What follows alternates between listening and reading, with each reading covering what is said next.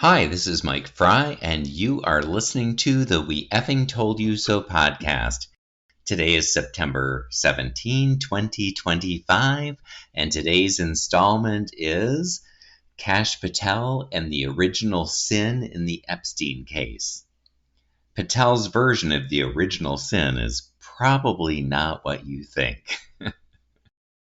There's been a lot of press about the totally bonkers testimony Kash Patel delivered before the Senate Judiciary Committee on September 16, 2025. If you ever wondered why he always looks bug-eyed like you just caught him with his pants down, his statements may help you understand. It seems his proverbial pants are always down and he has no idea how to pull them up. Or maybe that wide-eyed look on his face is always his expression when his pants are on fire because of all the lies that are spewing out of his mouth. Before we get into that, though, and since we're talking about his pants, let's remember why so many people keep making jokes about Patel's pants. Back before the last election, Patel kept insisting that the FBI release the Epstein files, and in one podcast appearance famously said, "What the hell are the House Republicans doing? They have the majority. You can't get the list? Put on your big boy pants and let us know who the pedophiles are." Have a listen. What the hell are the House Republicans doing? They have the majority. You can't get the list? Put on your big boy pants and let us know who the pedophiles are. And of course, now that he's in charge of the FBI, he's the one with his pants down, and he's doing everything in power to keep the names secret.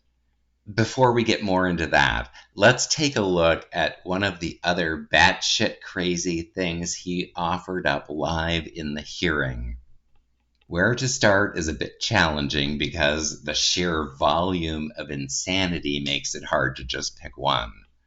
One that jumps out at us that's probably worth starting with was when he lashed out at Democrats for questioning him about the Epstein files. You know, those same files he went on and on about before the election, those same ones. He angrily shot back at them.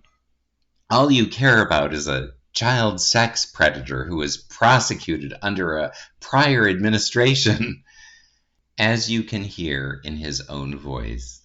But all you care about is a child sex predator that was prosecuted by a prior administration.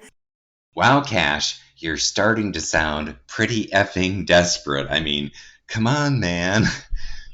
This hearing was called in large part to question you about the Epstein files. Did you not anticipate there might be some questions about them? I mean, come on. You think people should just drop their interest in knowing who the pedophiles are just because you're now in charge of the FBI? Really? Even though Ghislaine Maxwell, in a recorded interview with Deputy Attorney General Todd Blanche, said multiple people from the current administration were cozy with Epstein. Are we all just short on cash right now or something? I mean, come on. It has to be pointed out that when Maxwell told Blanche that Epstein palled around with multiple current cabinet members, Blanche asked not a single follow-up question at all. After a very long pause, he just, changed the subject. Then immediately after that interview, Maxwell was inexplicably transferred to a low-security luxury prison and given work release, which required special permission from the administration because her crimes did not qualify her for the transfer. So multiple people in the current cabinet, in addition to the maniac currently serving as president, had close ties to the man running the largest child sex trafficking ring in the world, and we're all just supposed to forget about it because, Kash Patel is in charge of the FBI now. Simple question. How damaged does your brain have to be to think any of that would fly? Seriously, obviously pretty damaged, because even the maggiest of senators, including Senator John Kennedy of Louisiana, who is so Trumpy that he seems to have a perpetual imprint of Trump's butthole on his lips, told Patel he was going to need to do a much better job answering questions about all this. Obviously pretty damaged, because even the maggiest of senators, including Senator John Kennedy of Louisiana, who is so Trumpy that he seems to have a perpetual imprint of Trump's butthole on his lips, told Patel he was going to need to do a much better job answering questions about all this. Even he could not pretend anything Patel was saying would satisfy, well, anyone. It was just that bad. For us, though, the biggest tell came early when Patel talked about the original sin in the Epstein case. If you didn't know and you had to guess what you think the original sin was in the case involving the sexual trafficking of thousands of young girls, what would you guess the original sin he was talking about was? Would it be the rape and trafficking of the little girls? Would it be the covering it up? Would it be the secret non-prosecution agreement negotiated with Epstein and hidden from all the victims?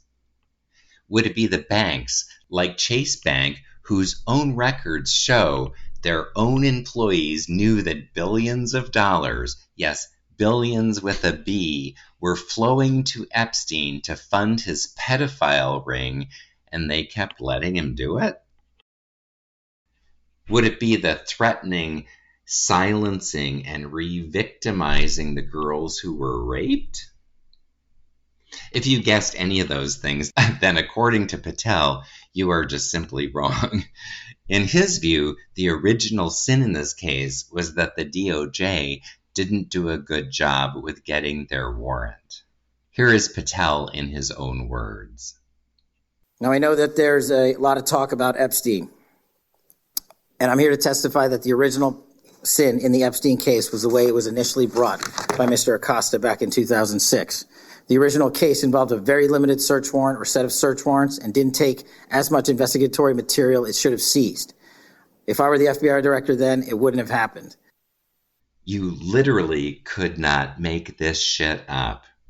In summary, we'll just say that the DOJ is currently sitting on a list of thousands of wire transfers to Jeffrey Epstein in transactions the banks said they believed were funding a global sex trafficking ring. The total of those wire transfers is more than $1 billion.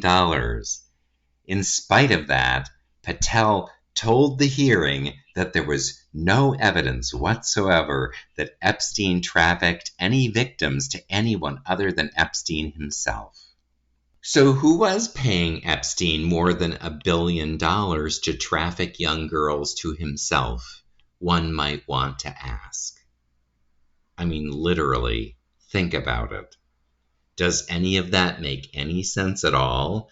And why would the victims be saying that they were trafficked to other powerful people?